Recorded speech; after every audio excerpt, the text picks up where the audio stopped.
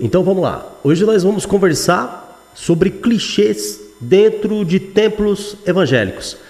Você pode perceber muito que as pessoas elas dão notoriedade para coisas como, por exemplo, a forma que as pessoas se vestem, né?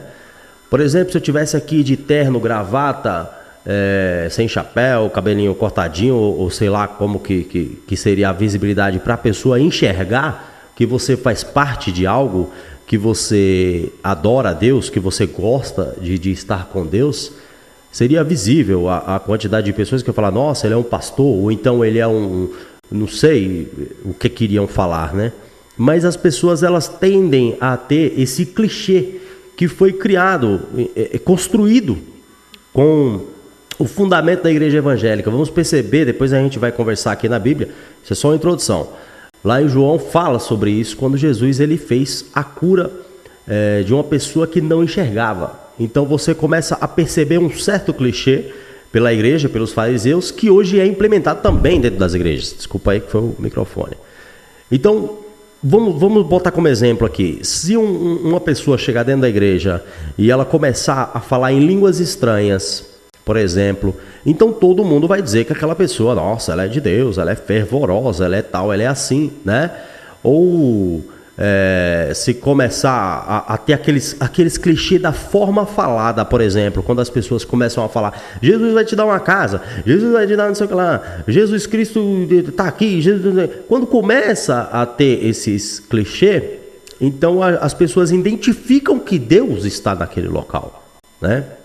E é justamente sobre isso que nós iremos conversar, para com que a gente possa reter, conseguir abster dessas situações e começar a perceber realmente quem tem Cristo em seu coração e quem não tem. Porque talvez você não vá para a igreja, talvez você seja a pessoa do churrasco, talvez você seja um professor, talvez você seja um administrador, não importa a profissão que você tem, mas talvez você seja corrido a sua vida e você não possa ir para a igreja, mas você adora ele no seu coração, né? Talvez você não queira ir para a igreja justamente por essas questões, por causa desse clichê, porque as pessoas elas abordam as outras com julgamento, elas não abordam as outras pessoas a fim de ajudar, que é o intuito que traz o evangelho, mas elas abordam a fim de te julgar, para dizer quem você é, mesmo que você mesmo tenha o seu próprio caráter, aonde você chega as pessoas elas têm um certo julgamento dentro de si própria para dizer quem você é para você e para elas mesmas, né? Então, vamos ler aqui um pouquinho, só 2 versículos para a gente ter uma noção aqui de como é que se funcionou aqui em João, no capítulo 9, a cura do cego de nascença. Muita gente já conhece essa história da cura do cego de nascença, mas o que me chamou a atenção aqui foram 2 versículos muito importantes, que diz assim: nós bem sabemos que Deus falou a Moisés, mas este não sabemos de onde é.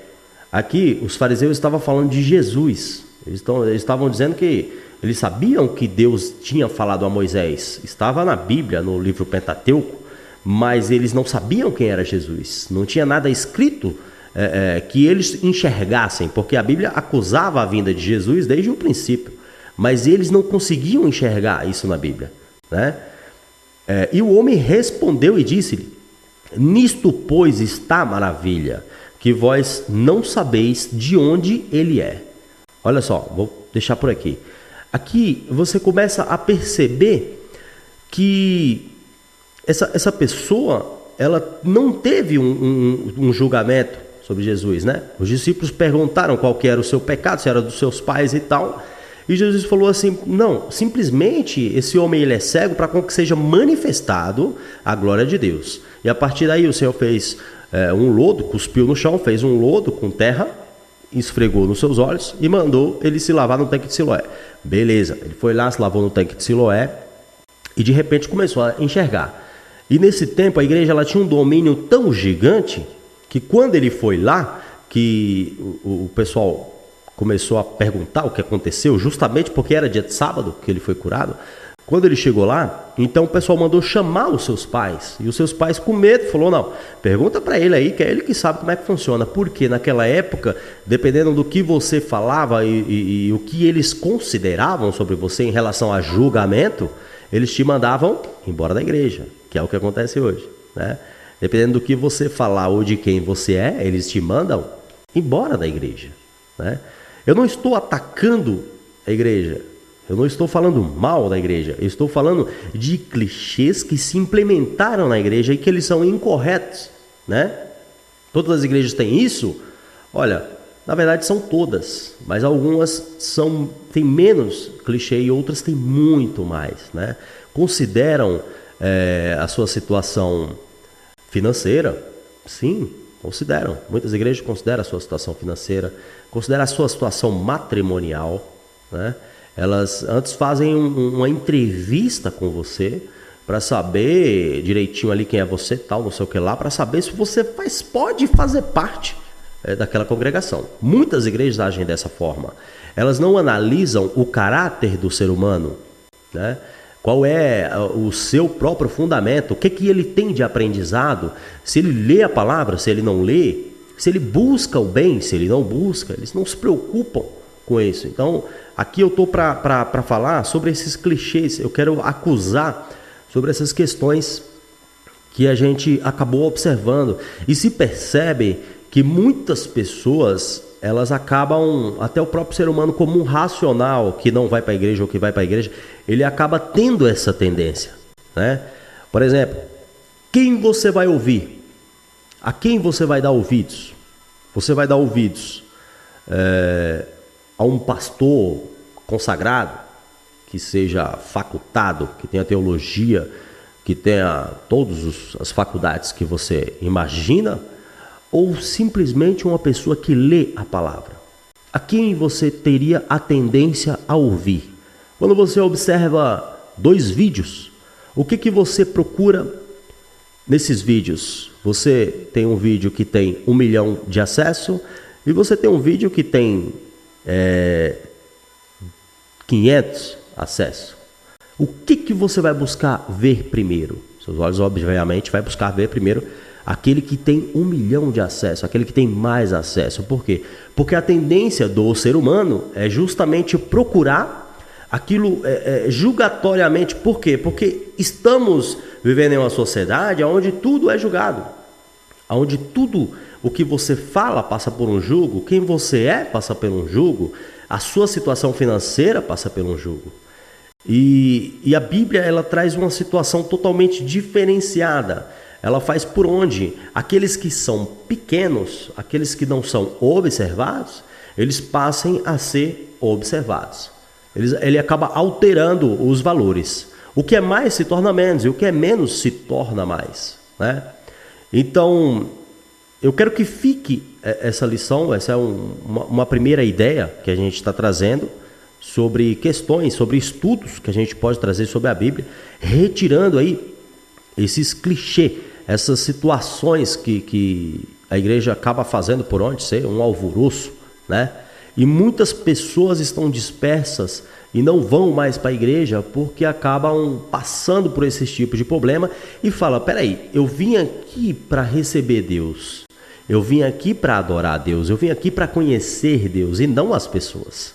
Mas as pessoas fazem por onde você ter uma barreira, você ter uma lacuna,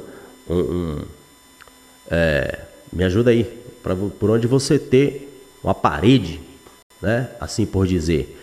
E é justamente ao contrário, justamente o que Deus quer da nossa vida é o contrário. O que Deus quer que a gente faça é o contrário.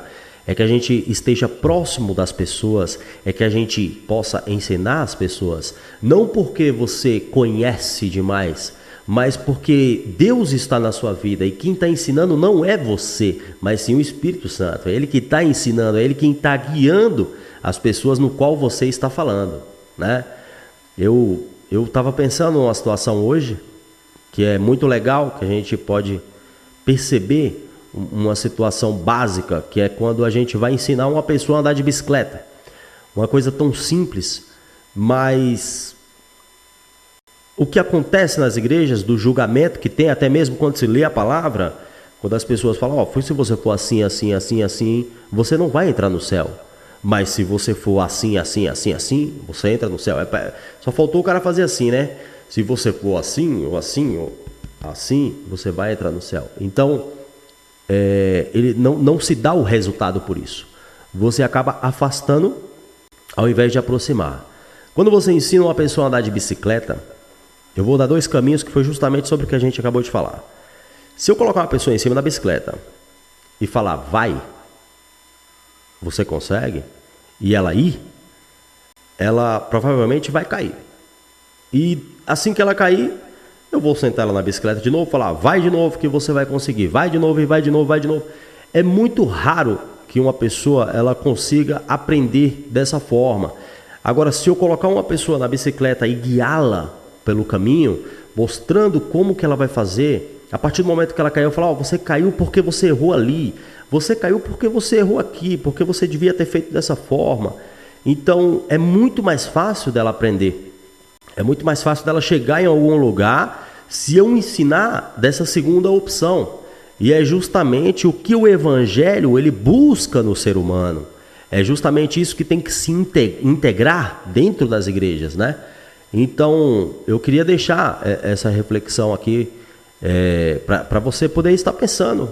Não que você queira ouvir a mim, porque eu creio que não é necessário, eu não sou ninguém, mas com que você ouça as palavras que eu estou te levando, para com que essas palavras possam te trazer um benefício, uma mudança, e você possa enxergar diferente, você possa enxergar além, né, e consiga perceber por um ângulo diferente, não daquela forma que você sempre via, mas você começar a observar o mundo e as coisas que estão à sua volta, à sua própria volta, de uma forma diferente, para com que você não caia nessas ciladas e também consiga compreender quem age dessa forma, né, para você não se distanciar ao ponto de você acabar se afastando do que é verdadeiro, porque você percebeu que aonde você busca a verdade, encontra a falsidade.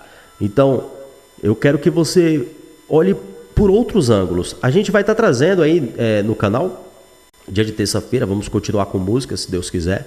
Se Deus abençoar e prosseguir em estudos, a gente vai continuar com música na quinta-feira.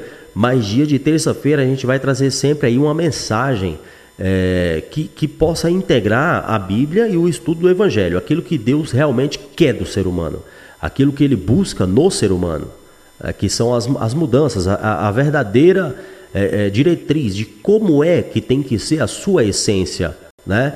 E não pensando materialmente, assim, eu como matéria, eu vou pensar, tipo, pô, eu vi fulano veio aqui de chinelo, pra mim não presta, tá entendendo como é que funciona?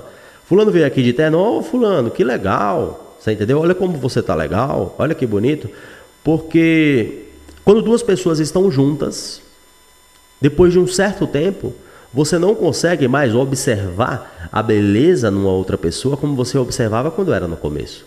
Você começa a enxergar o que está no interior. Você começa a perceber quem é a pessoa verdadeira por trás daquela capa, né? E isso é muito importante. É para a gente começar a observar e saber que, isso não só em relacionamento, mas em amigos também.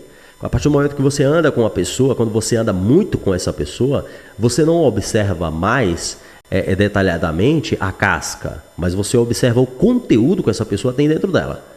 Então, essa é a diferença, é aí onde temos que chegar. Nós temos que estar habituado a viver buscando o que tem no interior das pessoas, porque as pessoas elas têm algo a apresentar no seu interior, né? E se você for observar para chinelo, para cor de roupa, ou para o que ela está vestida, ou se ela tem um carro, uma casa ou alguma coisa, você não vai conseguir observar o que é verdadeiro, tá bom? Então fica a dica. Espero vocês aí numa próxima, se Deus quiser, na terça-feira. Estamos aí com mais uma gravação. Valeu?